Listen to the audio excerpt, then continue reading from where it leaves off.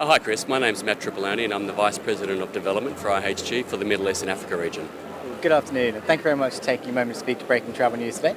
We're here at AHIC in Ras al Khaimah with your partners from across the industry. How would you describe the mood in 2019?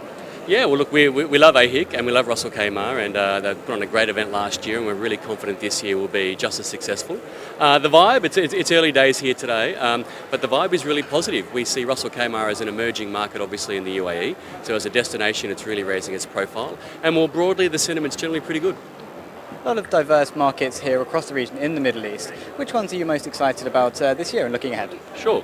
Look, we're seeing the most opportunity, predominantly obviously in Saudi Arabia. I mean, you would have heard a lot of talk there about large giga projects and stimulus into providing tourism as a viable industry for Saudi Arabia moving forward for the future.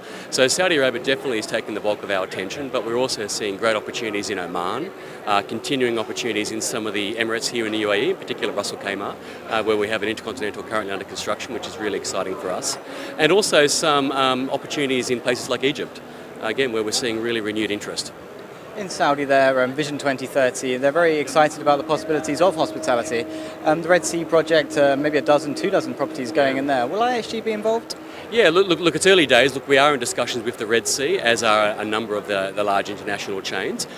What they're doing looks really interesting. Actually, it's game-changing. It's going to become a global destination. And of course, IHG wants to be a part of that. So yes, we are in discussions with them.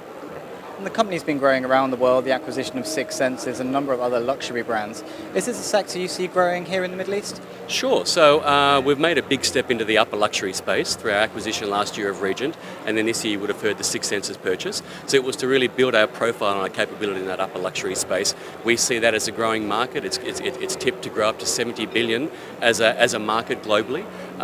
So we need our piece of that. So Six Senses and Regent were part of our strategy there. So there will definitely be opportunity in this part of the world. However, we're going to be quite selective about it.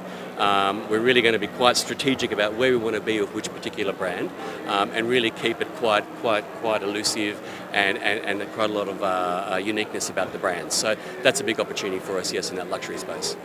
And on the other side, very keen to grow your in-house brands as well. Voco, we've been hearing a lot about that recently. A couple have opened in the UK, yes, where Breaking Travel News is based. Yes. But how about here in the Middle East? Yeah, so look, really exciting for us here in the Middle East. We've opened our first here in Dubai, opened as a voco on the 1st of April, which is really exciting. Encourage you to go down and check that property out. But again, we have quite a healthy pipeline. We've signed a project in Cairo, we've signed a project in Aqaba in Saudi, and we are in discussions for a number of vocos in the region. So we've got really high hopes for the brand here.